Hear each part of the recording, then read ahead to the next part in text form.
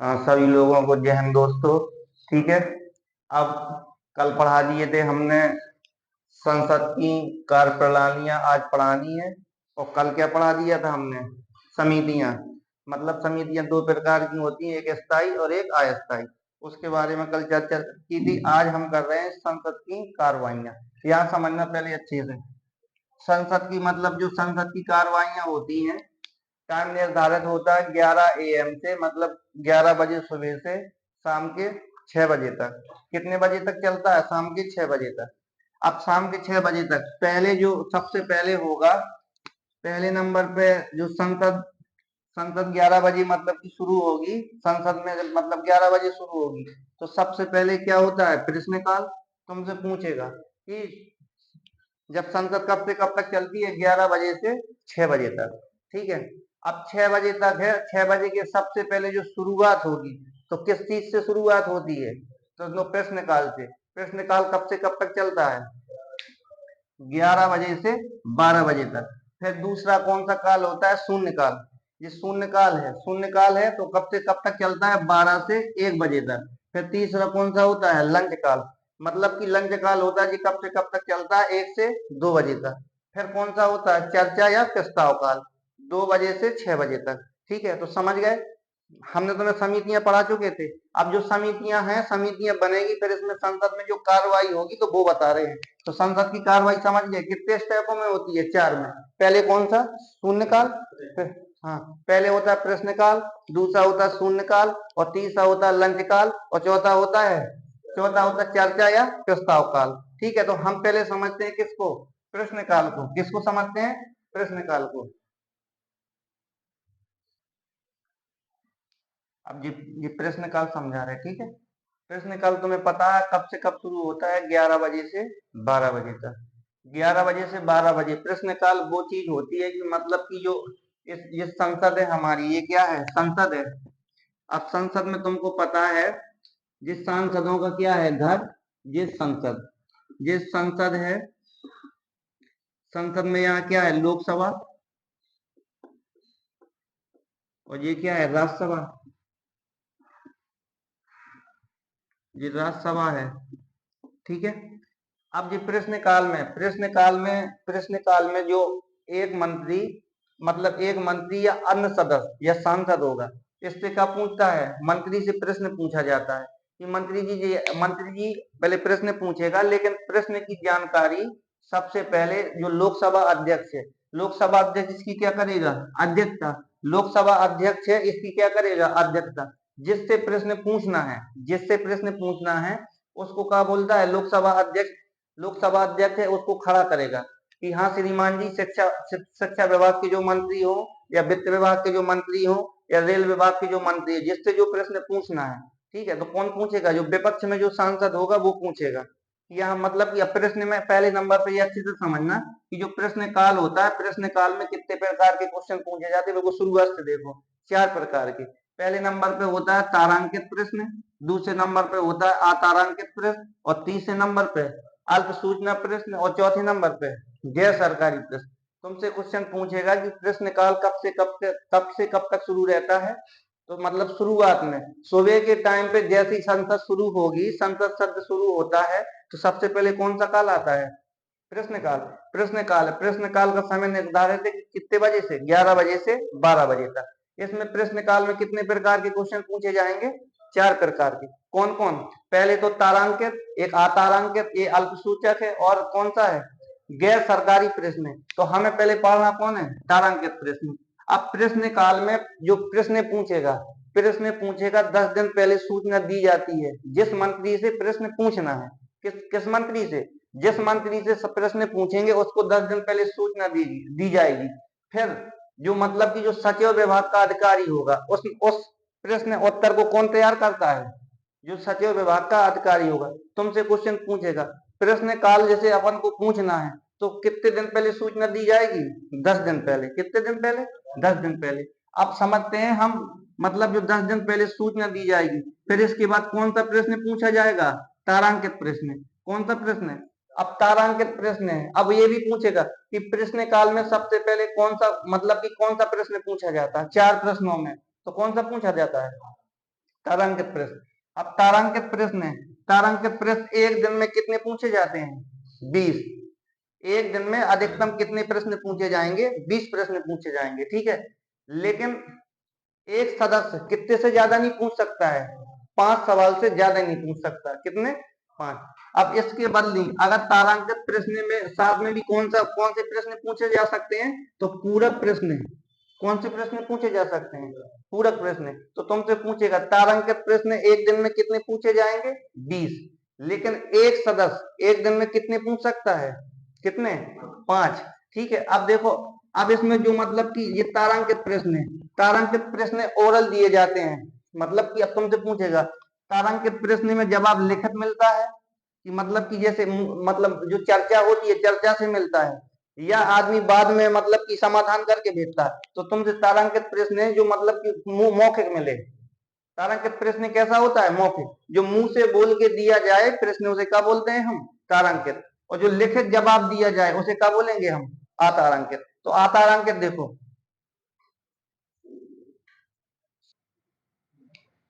तारांकित प्रश्न समझ में आ गया ना? अब देखो अतारांकित प्रश्न, अतारांकित प्रश्न में अगर विपक्ष या अन्य मंत्री मतलब मंत्री द्वारा जो अपने प्रश्न पूछेगा, जो जब वो प्रश्न का जवाब देगा तो कैसे देता है? लिखित रूप में।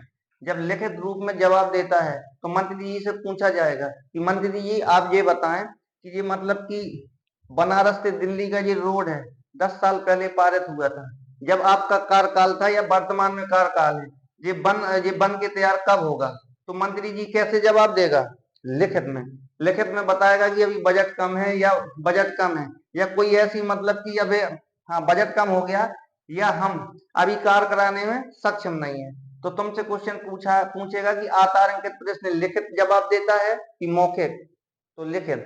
अतारांकित प्रश्न एक दिन में कितने प्रश्न पूछ सकता है? मतलब अधिकतम कितने प्रश्न? 230। अतारांकित प्रश्न अधिकतम कितने प्रश्न पूछेगा? 230। अब देखो, अल्प सूचक प्रश्न। अल्प सूचक प्रश्न का मतलब ये होता है जिसमें मतलब की सूचना तो आधी मिली हो, इसकी पूरी सूचना जानने के लिए कौन से प्रश्न पूछे जाते हैं? अल्प सूचक। मतलब की फरी फरी जानकारी पाने के लिए कौन से? अल्प सूचक। ये अल्प सूचक का जवाब कितने दिनों में दिया जाता है? 10 दिनों में। कितने दिनों में? 10 दिनों में। अब देखो, गैर सरकारी प्रश्न समझना चाहिए बहुत अच्छे से। गैर सरकारी प्रश्न का मतलब होता है कि ये लोकसभा है, लोकसभा में कितने सदस्य? 545 सदस्य होते हैं ना। और राज्यसभा में कितने सदस्य होते हैं? 245 सदस्य होते हैं। सबको तो मंत्री बनाया नहीं जा सकता है। मतलब जो मंत्री होंगे, मंत्री के अलावा जो सांसद होते हैं, सांसदों को क्या है? सांसदों को बड़ा काम तो मिलता नहीं है। सांसदों को क्या मिलेगा? छोटा कार्य मिलेगा। और जो मंत्री होंगे, मंत्री को बड़ा बड़ा कार्य मिलता है। मंत्रियों को बहुत बड़ा बड़ा कार्य मिलेगा, सांसदों को छोटा। तो जो गैर सरकारी प्रश्न है तो उनसे पूछे जाते हैं जो सांसद होते हैं, ना कि मंत्री। कौन होते हैं? मंत्री। तो सांसद भी गैर सरकार, जो मतलब सांसदों द्वारा सवाल जो पूछे जाते हैं उन्हें क्या बोलते हैं हम? गैर सरकारी प्रश्न। मतलब जो सरकारी मजे सांसद तो हैं लेकिन मंत्री नहीं है, सांसदों से जो पूछे गए सवाल को क्या बोलते हैं? गैर सरकारी। तो जो समझ में आ गए ना? प्रश्नकाल है, प्रश्नकाल में कितने प्रकार के सवाल पूछे जाते हैं? 4 प्रकार के। पहले कौन सा? तारांकित। ये कैसा चाहिए? मुंह से, मौखिक। और अतारांकित में कैसा जवाब? लिखित। और ये क्या पूछे थे हम? अल्प सूचक प्रश्न। मतलब जो अल्प छोटी सी जानकारी क्या है, इसकी जानकारी कितने दिन में देनी चाहिए? 10 दिन में।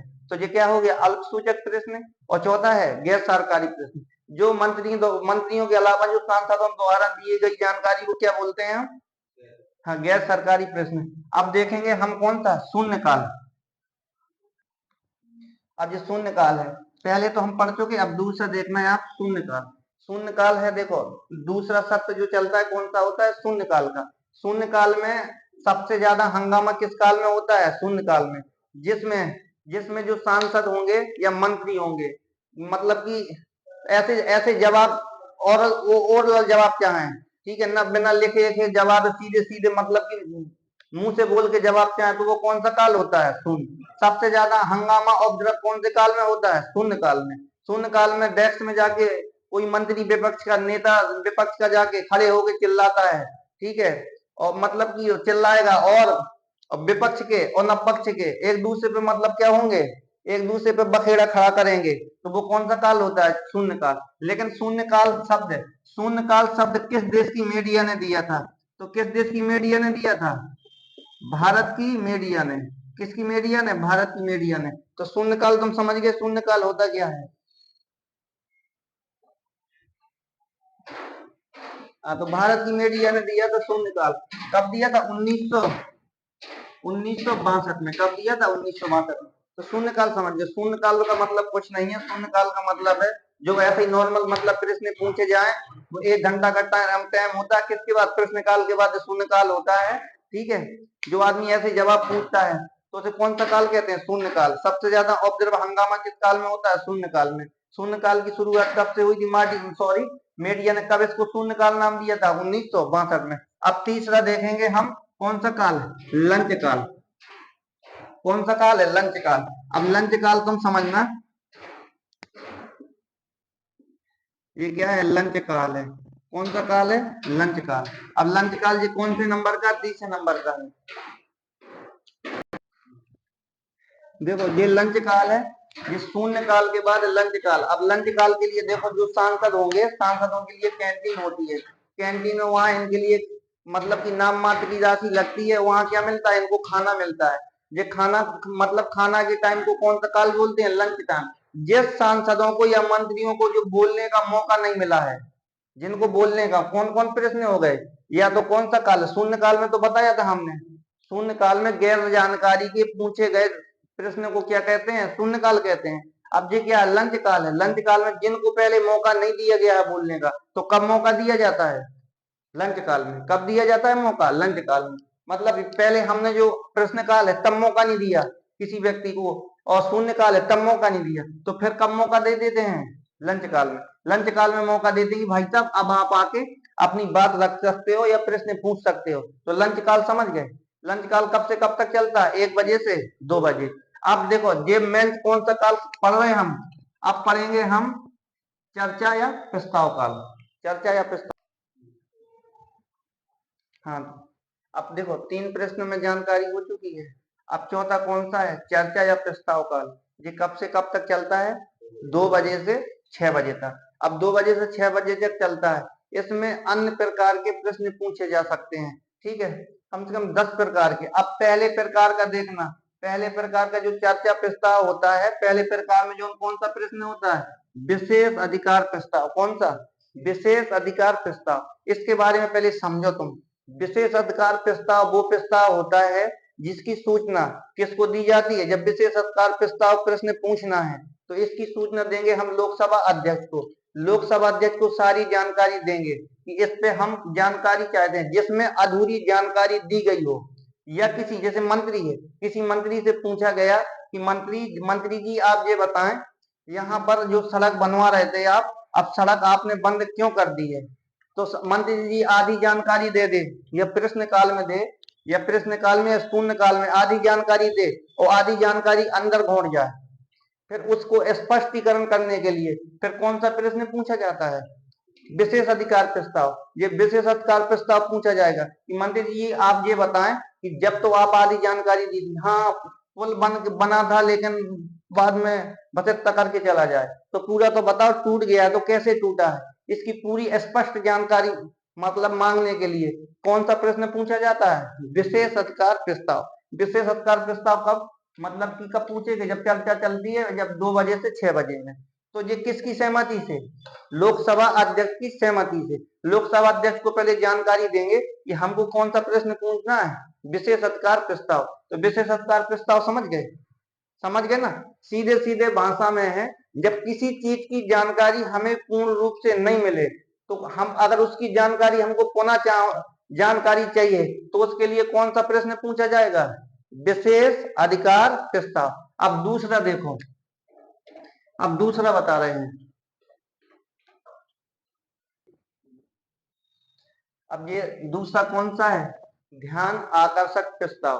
ध्यान आकर्षक प्रस्ताव कोई भी सदस्य किसी भी मंत्री के द्वारा किसी भी मंत्री के खिलाफ ला सकता है। मतलब कि इसमें कुछ नहीं है ध्यान आकर्षक प्रस्ताव का।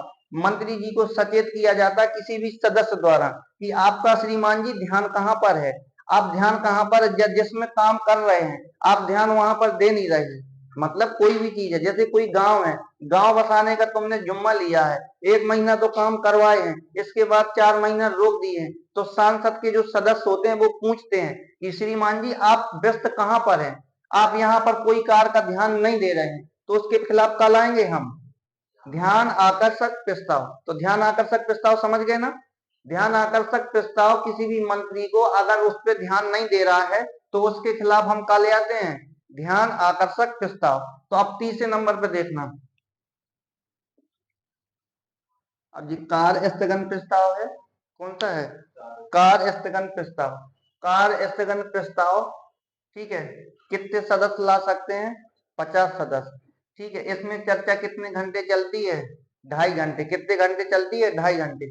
अब कार्य स्थगन प्रस्ताव होता क्या है, कार्य स्थगन प्रस्ताव का मतलब है कि भारत में कोई आपातकाल की स्थिति चल रही है, अगर कहीं मतलब कि कार्य चल रहा है और आपातकाल की स्थिति आ गई, या विदेशी देशों ने भारत पे क्या कर दिया है, आक्रमण कर दिया है, तो जो कार मतलब कि अब कार समझना, अब कार का मतलब ये होता है कि हम दिल्ली में कह दो कि दिल्ली में दूसरी कुतुब मीनार बना रहे हैं, अब इसके लिए क्या चाहिए, धन चाहिए, व्यक्ति चाहिए, और मतलब मैनेजमेंट के लिए चाहिए। अब वहां विदेश ने क्या कर दिया है, आत्मन, तो इसका क्या कर देंगे, इसको हम रोक देते हैं। क्या रोक देते हैं, कार स्थगन प्रस्ताव रोक देते हैं, ताकि ये जरूरी नहीं है देश पे अगर संकट आ गया है तो क्या जरूरी है, तो वो जरूरी है कि देश के संकट से पहले निपटो, और जो कार्य अधूरा रह गया है ना इसको फिर बाद में क्या कर लेंगे, जब इस देश की स्थिति समान हो जाएगी तो दोबारा इसमें का काम शुरू कर देंगे।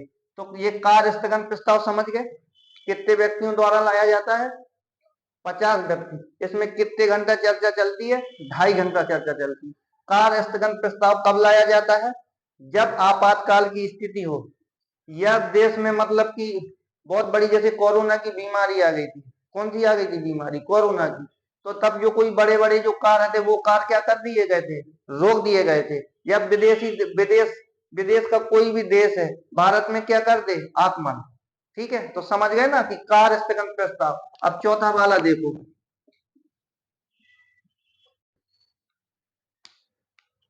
कार्य स्थगन प्रस्ताव समझ गए ना।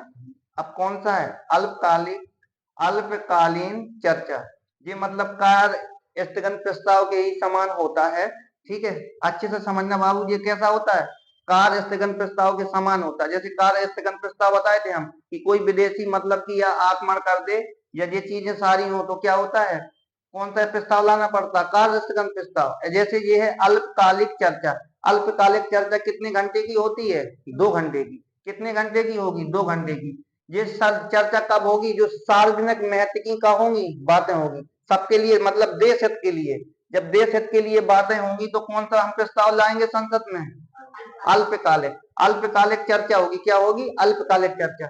और ये सप्ताह के मतलब जो सप्ताह शुरू होता है, मतलब सोमवार मंगल बुध, सप्ताह के कितने दिन चलती है ये, 3 दिन। मतलब कितने दिन, 3 दिन। आज वो अध्यक्ष है, अध्यक्ष स्पष्ट करता है कि जो जिसको तुम्हें अल्पकालिक चर्चा करनी है तो सप्ताह के कितने दिन, 3 दिन, सोमवार मंगल बुध, 3 दिन के, बुध के बाद नहीं। तो ये समझ गए ना अल्पकालिक चर्चा। अल्पकालिक चर्चा वही है, कार्यस्थल प्रस्ताव जैसे ही होती है, इसमें 2 घंटा की चर्चा होती है, देश हित के लिए, जो देश हित के लिए जो, या सार्वजनिक हित के लिए कार्य दोष पे चर्चा की जाती है। ले सप्ताह में ये कितने दिन लाया जाता है, कितने दिन, 3 दिन, सोमवार मंगल बुध। अब आगे देखो, 5 में देखो, हाँ, अब ये क्या है, धन्यवाद प्रस्ताव। धन्यवाद प्रस्ताव है, जो धन्यवाद प्रस्ताव तब लाया जाता है जो मतलब कि जो संसद के क्या हो, जो संसद के जो भाषण, संसद के जो भाषण खत्म होंगे, या संसद का जो सत्र खत्म हो जाता है, फिर इसके बाद राष्ट्रपति के लिए कौन सा, जैसे अब राष्ट्रपति है, हमने तुमको बोला था कि राष्ट्रपति सबसे पहले 1 साल में दिया गया भाषण को क्या बोलते हैं, क्या बोलते हैं, अभिभाषण। और 5 साल में जो भाषण देता है तो विशेष अभिभाषण बोलते हैं, यही बोला था। तो राष्ट्रपति जब भाषण देगा, जब भाषण समाप्त हो जाएगा, तो राष्ट्रपति के लिए क्या लाया जाता है, धन्यवाद प्रस्ताव।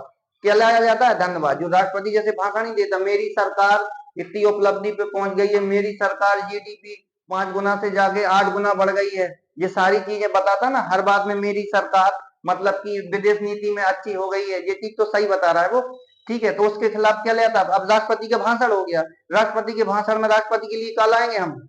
धन्यवाद प्रस्ताव। अब धन्यवाद प्रस्ताव के लिए जो मतलब पक्ष में है, जो लोकसभा जैसे पक्ष में है, तो कितने परसेंट सदस्य होना चाहिए? 50%। अब टोटल हमारे पास पूरे सदस्य कितने? 545। तो 50% में 273 बहुमत की सरकार के लिए कितने चाहिए? 273। अब 273, अगर 273 सदस्य हैं, धन्यवाद प्रस्ताव लाए हैं, पूरे 273 सदस्य, 273 सदस्यों ने क्या है? धन्यवाद प्रस्ताव दिया है। अगर 273 सरकार सदस्य नहीं जुटा पाई, अगर 273 सदस्य सरकार नहीं जुटा पाई है, तो फिर सरकार के खिलाफ क्या है? मंत्रिपरिषद को क्या देना पड़ता है? त्यागपत्र। तो सरकार क्या हो जाएगी? भंग हो जाएगी। क्या हो जाएगी? सीधे है। अगर से अब तुम धन्यवाद प्रस्ताव ला रहे हो तो कितने सदस्य चाहिए हमको? 50%। अब 50% सदस्य चाहिए। जब तुम्हारी सरकार है तो तुम्हारे पास कितने सदस्य होंगे? 273 होंगे, तभी तो तुम्हारी सरकार बनेगी। अब 50% विपक्ष के पास है, अगर धन्यवाद प्रस्ताव नहीं ला पाई तो तुम्हारे अंदर क्या है? सांसदों में क्या होगा? ये फूट। उस सांसद क्या है? विपक्ष में बिक गए हैं, तो तुम धन्यवाद प्रस्ताव 50% से पारित नहीं करा पाए हैं। इसीलिए फिर इसको क्या बोलते हैं? मंत्रिपरिषद को बोलते हैं कि अब तुम अपने पद से क्या दे दो? इस्तीफा। तो धन्यवाद प्रस्ताव समझ गए? धन्यवाद प्रस्ताव कब लाते हैं?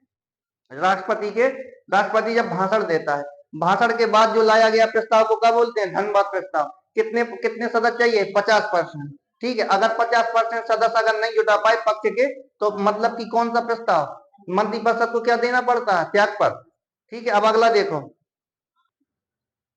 हाँ, छठ में देखना निंदा प्रस्ताव। निंदा प्रस्ताव उनके खिलाफ लाया जाता है, या एक मंत्री के खिलाफ या पूरे मंत्रिपरिषद के। समझना बात को। निंदा प्रस्ताव किसके खिलाफ लाया जाता है? एक मंत्री के या पूरे मंत्रिपरिषद के खिलाफ निंदा प्रस्ताव लाया जाता है। लेकिन निंदा प्रस्ताव की कंडीशन कब बनती है? कि कोई भी मंत्री या पूरा मंत्रिमंडल अच्छे से कार्य नहीं करे, तो मतलब अब निंदा तो जानते हो, किसी आदमी की जब वो बुराई करेगा, अब जो आदमी बुरा होगा तभी तो बुराई होगी। अब जब बुराई चल रही है तो फिर संसद में हमको क्या लाना पड़ेगा? विपक्ष के द्वारा निंदा प्रस्ताव। अब निंदा प्रस्ताव लाने के लिए कितने सदस्य होना चाहिए? 50% से अगर तुम्हारे पास सदस्य कम है तो निंदा प्रस्ताव नहीं ला सकते हो। तो तुम निंदा प्रस्ताव लाए हो। अब जैसे निंदा प्रस्ताव का मतलब सीधे सीधे ये है कि मतलब हम किसी मंत्री की जो बुराई हो रही है उसके खिलाफ तो हम निंदा प्रस्ताव लाए हैं। अब निंदा प्रस्ताव के लिए तो अपनी साक्ष्य तो सबको ही बताता है, मतलब कि वो बोलता है कि हाँ हमने ऐसा कार्य किया नहीं है, ऐसे कैसे तुम बोल सकते हो, तो उनके खिलाफ क्या लाएंगे जी? निंदा प्रस्ताव। तो कितने परसेंट सदस्य चाहिए हमको? 50%। ठीक है, कितने चाहिए? 50%। अगर 50% सदस्य, लोकसभा है जिसकी मतलब सरकार है, अगर वो 50% सदस्य निंदा प्रस्ताव पारित कराने में असमर्थ रही, तो सरकार को क्या देना पड़ेगा? मंत्रिपरिषद को। तो इसमें भी क्या देना पड़ता है? इस्तीफा। जैसे हमने तुम्हें बताए थे इसमें धन्यवाद प्रस्ताव के लिए जब राष्ट्रपति द्वारा जो भाषण दिया जाता है, इसके बाद राष्ट्रपति को धन्यवाद बोलने के लिए कितने सदस्य चाहिए? 50%। तब नहीं होते हैं तो तब सरकार गिरने की संभावना है। अगर निंदा प्रस्ताव है, निंदा प्रस्ताव में अगर तुम्हारे पास 50% सदस्य नहीं है, तो तब मंत्रिपरिषद को क्या देना पड़ता है? त्यागपत्र। अब अगला देखो 7वां। हाँ, अब अविश्वास प्रस्ताव। अविश्वास प्रस्ताव कौन लाती है? विपक्ष लाती है। कौन लाती है? विपक्ष। जब विपक्ष को विश्वास नहीं रहता सरकार के खिलाफ, तो क्या लाते हैं हम? अविश्वास प्रस्ताव। कि कहीं ना कहीं क्या चल रहा है सरकार के अंदर? झोल चल रहा है, तो क्या लाएंगे हम? अविश्वास प्रस्ताव। अविश्वास प्रस्ताव लाएगी कौन? विपक्ष लाती है। लेकिन अविश्वास प्रस्ताव लाने के लिए कितने सांसदों की जरूरत थी? 50। अब विपक्ष के पास अगर 50 सदस्य नहीं है, सांसद नहीं है, तो वैसे ही तुम अविश्वास प्रस्ताव नहीं ला सकते हो अभी। ठीक है, तो कितने सांसद होना चाहिए? कम से कम 50 होना चाहिए, तब तो तुम अविश्वास प्रस्ताव लाओगे। मतलब सरकार के खिलाफ लाएगा ना, विपक्ष लाएगा। फिर कह रहा है अविश्वास प्रस्ताव कितने दिन के भीतर? 10 दिन के।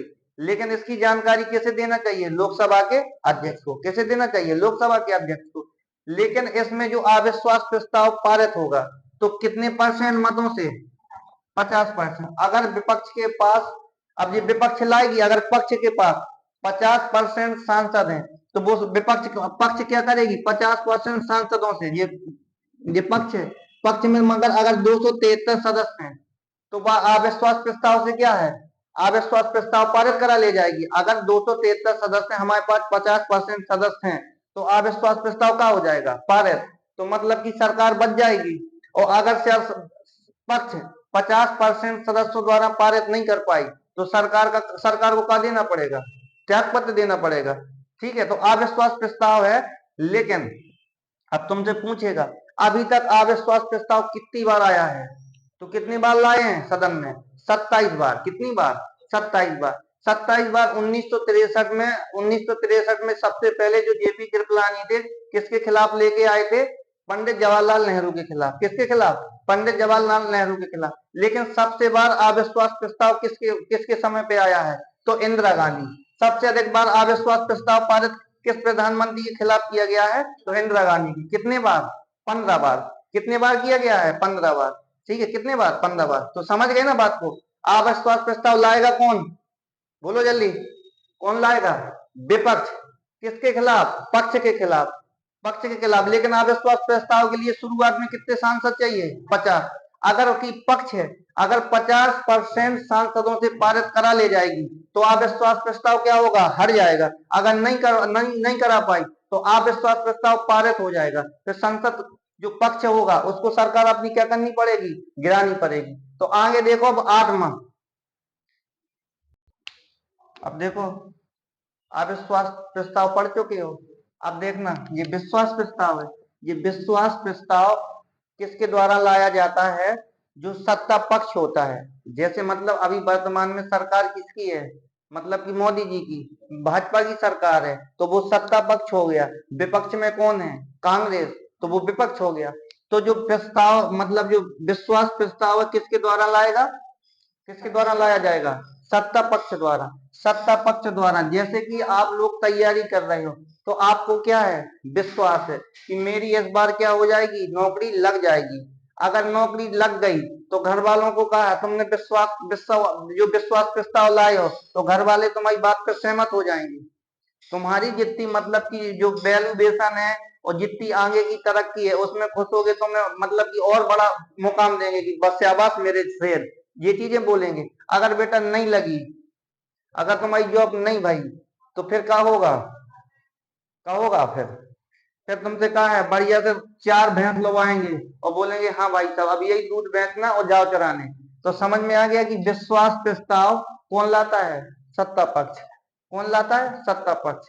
सत्ता पक्ष लाता है कि अब सत्ता पक्ष को विश्वास होता है। लेकिन विश्वास प्रस्ताव लाने के लिए कितने सदस्य होना चाहिए, 50%। कितने परसेंट, 50%। अगर 50% सदस्य तुम्हारे पास हैं तो तुम्हारा विश्वास प्रस्ताव पारित हो जाएगा। अगर 50% सदस्य लाने में असमर्थ हो गए तुम, तो ठीक है, तुम्हारी सरकार क्या होगी, गिर जाएगी। तुम्हारी सरकार क्या होगी, गिर जाएगी।